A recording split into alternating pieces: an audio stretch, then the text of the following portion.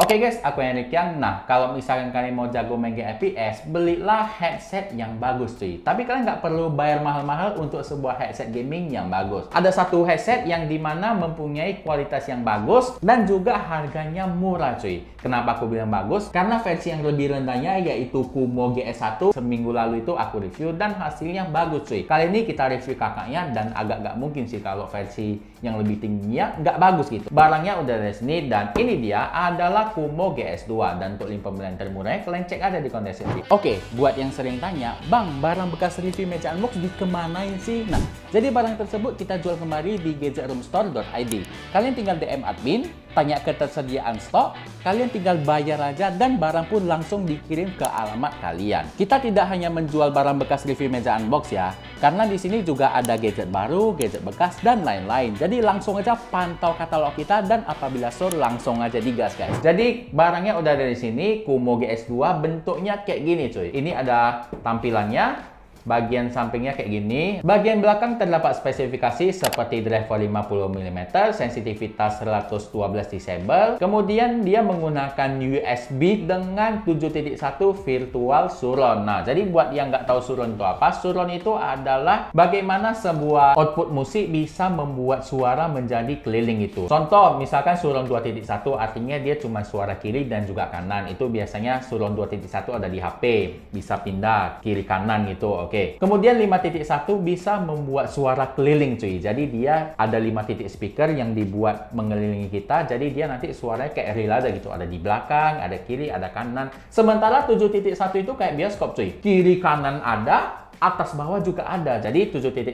itu udah kayak bioskop, jadi mantap banget. Tapi aku nggak tahu apakah 7.1-nya ini bagus. Nanti kita lihat. Kalau untuk pendahulunya sih dia pakai audio jack 3,5 mm ya. Karena kalau kita bilang sebenarnya audio jack itu lebih diciptakan memang untuk audio gitu, lebih bagus audio jack. Nanti kita bakal lihat untuk lengkapnya. Di sini ada beberapa spek: clear and sensitive microphone, plug and play USB audio jack, over ear, dan di sini ada beberapa spek high quality audio driver. Nanti kita bakal lihat. Garansi 1 tahun. Kalian gak usah takut. Kumo GS1 karena kita udah melihat semua bagiannya, nggak usah lah beli yang mahal-mahal. Kita buka aja yang harganya masuk akal nih. Jadi langsung aja kita angkat 1, 2, 3.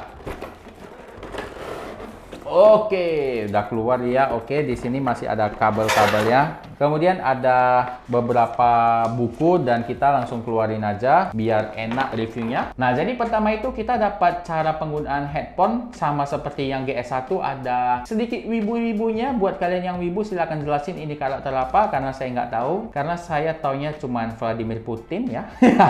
Kok nggak nyambung anjir.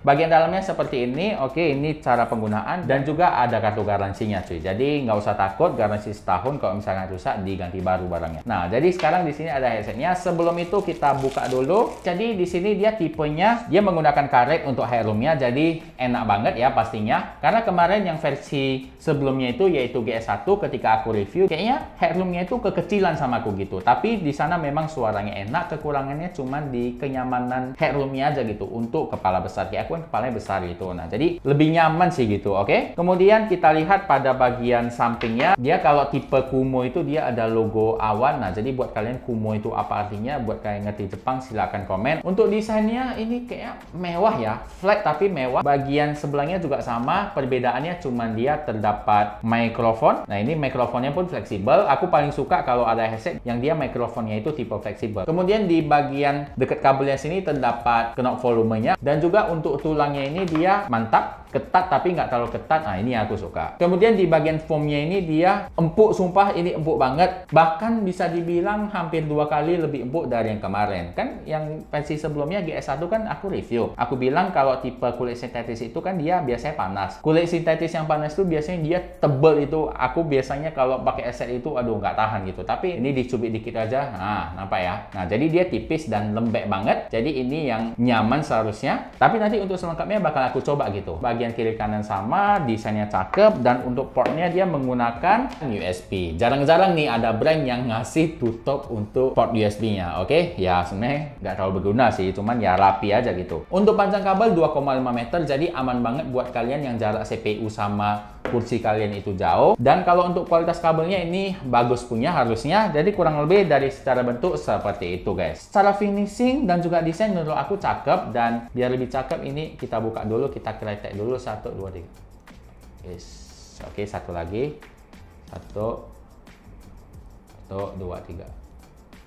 Yes, mantap kali. Sudah kita buka dan karena kita udah lihat, kita wajib dulu coba menggunakan satu barang ini. Yes.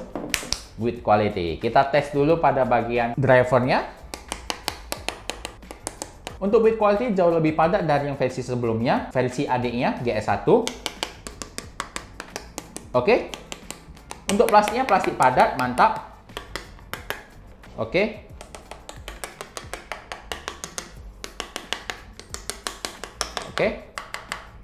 Oke, padat. Oke, padat. Nah, jadi untuk build quality mantap, padat. Nah, jadi secara desain, finishing, dan juga build quality-nya menurut aku udah mantap di harga segini. Dan buat kalian yang mau tahu harga, kalian cek aja di kolom deskripsi. Aku wajib coba dulu headset ini selama kurang lebih seminggu untuk experience lebih lanjut. Kita masuk ke minggu berikutnya. Oke, jadi aku udah pakai headset ini kurang lebih selama seminggu dan kita bahas dulu untuk kualitas suaranya. Untuk bass, getarannya terasa tapi tidak terlalu ngedip. Mid-nya agak nyatu sama treble dan punya karakter yang sama cuy, yaitu clear dan juga detail. Tapi kalau volumenya terlalu kencang memang agak nusuk sih. Menurut saya tidak terlalu masalah karena ketika saya customize equalizer, drivernya masih ngangkat ya. Dan ketika saya coba turuni treble-nya dan naikkan bass-nya, itu suaranya menjadi balance gitu. Yang artinya drivernya memang bagus, memang settingan default-nya aja yang kenapa dibuat lebih dominan treble gitu. Untuk customize equalizer-nya, karena headset ini adalah headset yang tidak mempunyai aplikasi, kalian bisa pakai equalizer custom seperti FX Sound atau misalkan laptop atau PC kalian support Dolby, kalian install Dolby, di sana kalian custom equalizer-nya juga bisa. Dan aplikasi-aplikasi lainnya sesuai dengan PC kalian. Kalau misalnya kalian denger pakai player gitu, nah kalian bisa setting customize equalizer-nya di sana cuy. Jadi memang masalah default drivernya aja gitu. Kemudian untuk musik yang pertama saya cobain adalah musik DJ. Getaran bassnya terasa, pukulannya empuk, tapi ini kalau misalkan musiknya itu dominan bass ya. Kalau ada campuran bass dan treble, bassnya ini kalah besar dengan treble-nya. Kemudian untuk musik santai oke, suaranya terasa clean, detailnya dapat, pukulannya empuk, sopan banget di telinga. Untuk musik jazz cocok, perpaduan antara bass empuk, treble sub, terasa seperti headset premium itu ya, walaupun nggak premium-premium amat sih. Untuk gaming ketika saya cobain oke, ketika dipakai main Valorant atau game FPS lainnya, step musuhnya akurat, dibantu juga dengan suara yang tajam, bikin suara sekecil apapun bakalan lebih detail dan kedengaran daripada kalau misalkan kalian pakai headset gaming yang dominan bass. Jadi ada keunggulan di sana cuy. Dan juga di sini dia memiliki driver besar yaitu 50 mm yang kalau misalnya kalian pakai main game, step musuh yang jauh itu bakalan kedengaran lebih jelas daripada kalian pakai headset yang drivernya di bawah 50 mm. Untuk nonton film mantap, presisi suara lumayan tinggi, suara dari berbagai arah yang tune itu bisa menambah pengalaman menonton menjadi lebih mantap cuy. Untuk kenyamanannya, di penggunaan saya masih enak dipakai selama 2 jam cuy. Karena bobot ringan, tidak terlalu menjepit, headroom dan juga bantalannya empuk, nggak terlalu panas, dan tidak ada menjepit sedikit pun. Pas banget. Dan karena kemarin aku sempat review adiknya yaitu Kumo GS1, menurut saya lebih rekomendasi ini ya. Harganya beda 100.000, tapi dari segi kenyamanan menurut saya lebih worth it yang inilah. Kalau yang ini itu udah nyaman banget gitu. Sementara yang Kumo GS1 itu harganya memang 100 ribuan tapi terlalu menjepit gitu. Itu case kalau misalkan ukuran kepala kalian besar ya. Kalau misalkan ukuran kepala kalian kecil, Kumo GS1 masih oke untuk dimiliki. Kalau misalkan kepala kalian besar, kalian silakan beli Kumo GS2 ini. Ukuran lebih besar, lebih cocok untuk yang badannya besar, telinganya pas menurut saya karena aku udah pakai selama seminggu. Dan juga di sini dari segi keempukannya itu menurut saya jaraknya 50% sih. Ya memang beda setengah harga gitu. Jadi saya lebih sarankan GS2 daripada GS1. Untuk kegendapannya biasa aja karena headset ini adalah headset kabel yang tidak memiliki fitur ANC. Untuk desainnya aku akui cakep, tampak elegan dan simple. Di bagian drivernya terdapat lampu warna putih yang menambah kesan futuristik. Desainnya juga nggak neko-neko, nggak yang aneh-aneh punya. Dan kalau untuk masalah desain, kalau misalnya kalian punya pendapat lain, silahkan komen di kolom komentar. Kita akan diskusi soal desainnya ini. Untuk kualitas mikrofonnya jernih dan langsung aja kita dengerin. Oke guys, jadi ini ada kualitas suara mikrofon dari Kumo GS2. Kita coba beatbox. Nah, kita coba dengerin. Cek cek cek cek cek cek. Saya jauhkan. Cek cek cek cek cek cek cek cek cek cek cek. Oke. Kita dengerin lagi untuk petik jari. Aku petik jari di bawah di sini biar kalian tahu gitu.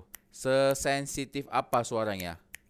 cek 1 2 3, begitulah kualitas suaranya, silakan nilai sendiri. Oke, kemudian untuk kelebihan dan kekurangannya kita bahas dulu untuk kelebihannya. Yang pertama, dengan harga 200 ribuan kalian bisa mendapatkan headset dengan kualitas audio yang jernih, clean, dan juga memiliki surround 7.1 yang akurat yang cocok banget dipakai untuk nonton film, main game, dan lain-lain. Kelebihan lainnya adalah dibandingkan dengan versi sebelumnya adalah Kumo GS1, ini memiliki kenyamanan yang jauh lebih oke, dan kalau kisaran kenyamanan itu berbeda setengah gitu, berbeda 50%. Kemudian cocok digunakan untuk orang gemuk, untuk orang yang badannya besar, kupingnya besar. Karena di sini telinga saya termasuk yang XL punya, dan juga karena badan saya besar, jadi kalau misalnya kalian punya badan sebesar saya, kalian bisa pakai headset ini dan saya tidak menemukan masalah di penggunaan saya. Berbeda dengan Kumo GS1 yang kalau dipakai untuk orang besar itu kurang nyaman, cuy. Kemudian untuk kekurangannya yang nggak sepenuhnya kekurangan adalah di sini dia memiliki settingan defaultnya yaitu lebih dominan ke treble. Karena kalau suaranya itu balance, menurut saya headset ini oke sih, oke banget, perfect, dan saya tidak ada komen apa-apa gitu. Dan kalau kalian punya pendapat yang berbeda, kalian silahkan komen di kolom komentar dan kita akan diskusikan, oke? Mungkin video kali ini sampai di sini dulu. Jangan lupa klik like apabila kalian suka, dan jangan lupa share ke teman-teman kalian. Siapa tahu teman-teman kalian perlu info seputar channel ini. Dan apabila ada kritisan komentar, silahkan komen di kolom komentar, nanti kita akan diskusikan, oke? Saya Rengking, sampai jumpa di video unboxing dalam selanjutnya. Goodbye.